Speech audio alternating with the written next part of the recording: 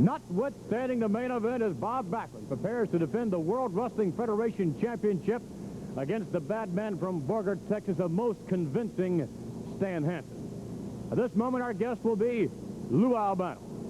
Mr. Albano, Tony Garea and Rick Martel fought long and hard, perhaps an uphill battle all the way, but in the end, they became tag team champions. They brought something to the tag team championship you have not been able to bring, despite the numerous times in which you've held the championship in your grasp. We refer to dignity.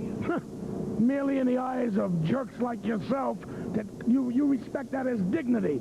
I have taken a tag team championship and elevated it to the heights of, it's unknown all over the world. I've made the belt so prestigious that every tag team combination in the world today would love to come here and have the captain guide them on to victory, knowing that I am the maker of champions.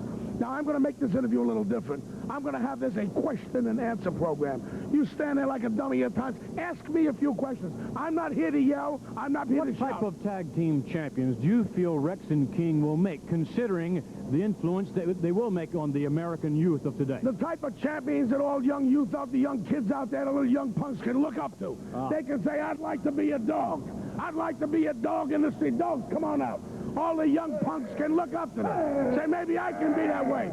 Maybe I can stomp and bite and kick and learn that the right way is to win. Doesn't matter how you win, but you've got to win. Go out hurt, maim, cripple. If you had more kids doing that, maybe they wouldn't hang around pool rooms. They might be out knocking somebody's brains in. You got it? They might be out knocking somebody's brains. We've got it. Thank you very much. Rick? No. Rex and King, the Moondogs, managed by Lou Albano. Mr. Albano, I think, with his priorities a little bit awry, to say the least. Now our guest, Bob Backlund, preparing for what could very well be the title defense that could, as many people feel, knock you off the pedestal, indeed the throne, because your opponent, Stan Hansen, considered by many to be exactly what he espouses to be, the meanest, the baddest, the toughest, the nastiest of them all. Well, Vince, you know, that's true. He is a tough, mean man, and he looks at me and he sees a red-headed kid from Princeton, Minnesota, with maybe kind of a babyish face. But Vince, I am the World Wrestling Federation champion, and I'm very, very proud of that. And I've been wrestling some tough, tough people since I've won the world's champion titles. And I can get pretty bad and pretty mean if I have to, too. And you're coming to Baltimore, one of the finest wrestling cities in the world today. There's a lot of fans behind me, Stan, and I grow a lot, Hansen, when I get into that ring with all that support. So don't think it's going to be no shy guy from Princeton, Minnesota getting into that ring that you're going to push around. Nobody's going to push me around in Baltimore. The words of the World Wrestling Federation title holder, Bob Backlund. And coming into view in a moment, coming down, and yes, here joining us, Stan Hansen. The only support you're going to have in Baltimore, Bob Backlund, is an extra small jock strap.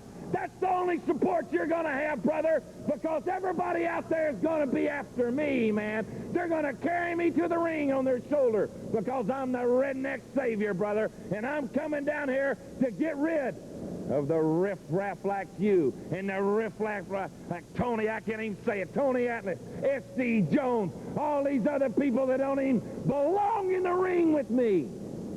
Well, Bob Backlund, let him be real understood that I'm here not only to beat and to humiliate you and stomp you into the ground, but I'm here to get that belt. That's what I'm after. I want to beat you so you'll crawl back like a big groundhog into his hole, crawl back into the ground up there in Minnesota and not come out for about 10 years because you have been a disgrace. And this guy with this smug look on his face, I know has great respect for you, Backlund, but deep down inside, he knows I am the studdest one